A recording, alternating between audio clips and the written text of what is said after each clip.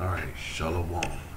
First and foremost, giving all praises, honor, glory, respect, and blessings to Yahweh, Bahasham, Yahweh, Shai Bahasham, Rachak Wadash. Salutations to the Lord's elect on the four corners of the earth, pushing this truth and sincerity while patiently waiting for Yahweh Shai's return. And double honors to our apostles and elders of Great Millstone, which have taught us everything we know through the spirit and power of Yahweh, Bahasham, Yahweh Shai. And welcome to another series of quick and important information being brought to you by the spirit and power of Yahweh, Bahasham, Yahweh Shai. Just wanted to give you a quick heads up on America and Germany sending their best tanks into Ukraine. Now they say, what would this mean on the battlefield? Excuse me. Well, I could tell you what that would mean. That would mean more increased tensions. Okay? It would mean more increased tensions.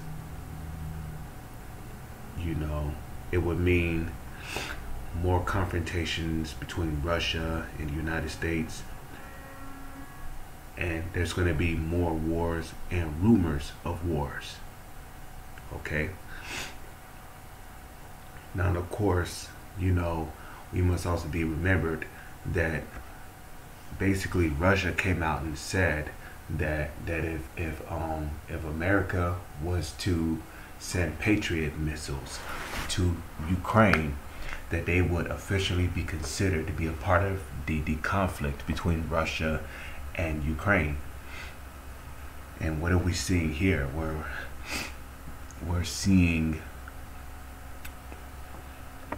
America now sending their best tanks to Ukraine, and we're seeing Germany sending their best tanks to Ukraine. And at the end of the day, this is only going to lead to a further buildup of a confrontation of World War III. Now, the Lord said in the Holy Scriptures that He was going to gather the nations, that He may pour upon them His indignation. Now, if we come over here, Isaiah chapter 13, verse 4 says this. Okay, it says, "The noise of a multitude in the mountains, like as a great people, a tumultuous noise of kingdoms of nations gathered together. The Lord of hosts mustereth the host of the battle."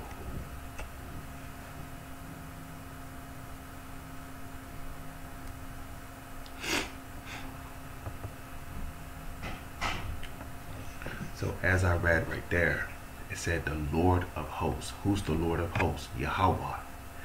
He is the Lord of hosts, and He mustereth the hosts of the battle. You see?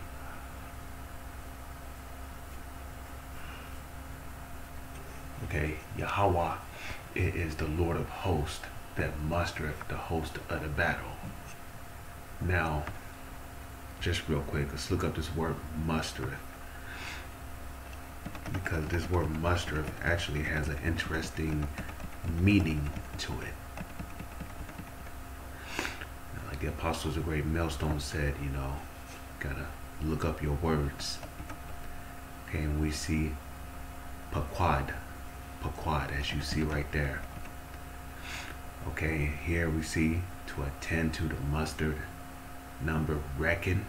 Okay, the Lord reckoned, the Lord of hosts reckoned the hosts of the battle. Okay, we see appointed. Okay, we see to lay upon as a charge, muster. We see muster here, which the word muster means to gather. Matter of fact, just real quick, let's go to Google and type in the word muster. Okay.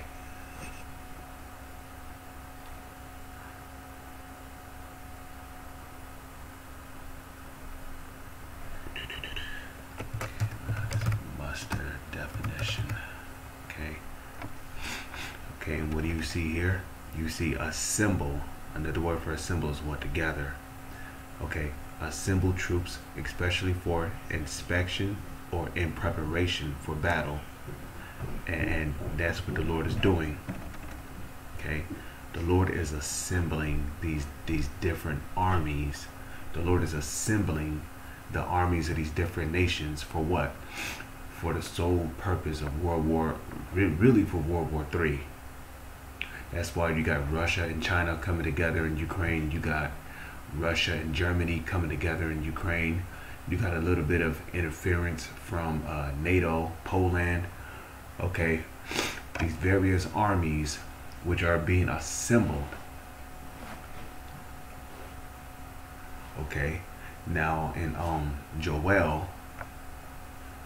All right, well, hold on, let me read this right here, right? It says a formal gathering of troops, especially for inspection, display, or exercise. So the Lord gathereth the host of these different armies. Okay, now if we come over here, right, let's go to Joel chapter 3 verse 9. Okay, Joel chapter 3 verse 9. One moment.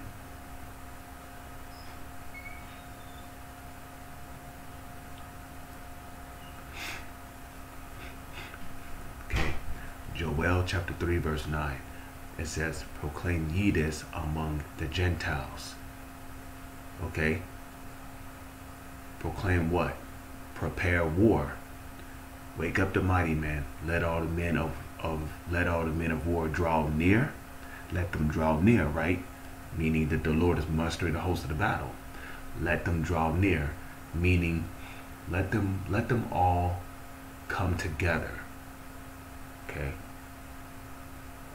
Let them all come together with one consent. You see, let the men of war draw near. Let them come up. Beat your plowshares into swords and your pruning hooks into spears. Let the weak say, I am strong. You see that? Let the weak say, I am strong.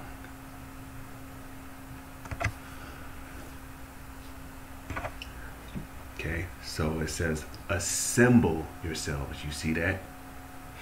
Okay, because the Lord mustereth. He gathereth the armies of these different nations. Okay, and come, all ye heathen, gather yourselves together round about thither, cause thy mighty ones to come down, O Lord.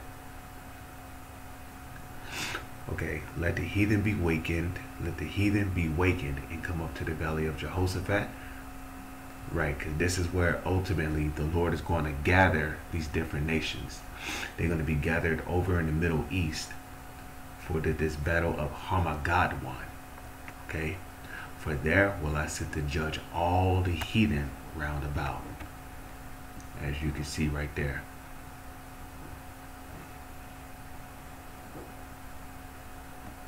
Okay, so as you see right there. Now let's go back to the definition of mustereth from Isaiah 13 and 4. Okay, Paquar, as you see right there. And here we see to reckon, visit, appoint, look after. Okay, we see it says to visit upon, punish. Okay, we see the word muster right here. Okay,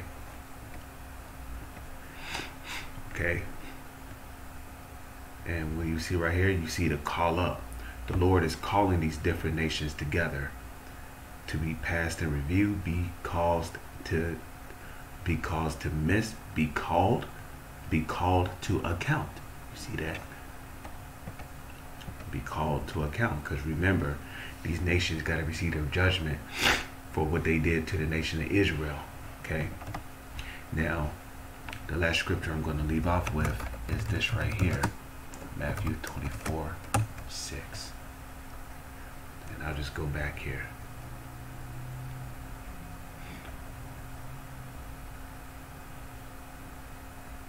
Okay. So Matthew 24:6, it says, and ye shall hear of wars and rumors of wars. See that ye be not troubled, for all these things must first come to pass, but the end is not yet. Okay, so you're going to hear of wars and you're going to hear of rumors of wars. But what did Yahweh Shai say? He said, see that ye be not troubled, for all these things must come to pass, but the end is not by and by. So with that, I'm going to say Shalom. So on to the next one.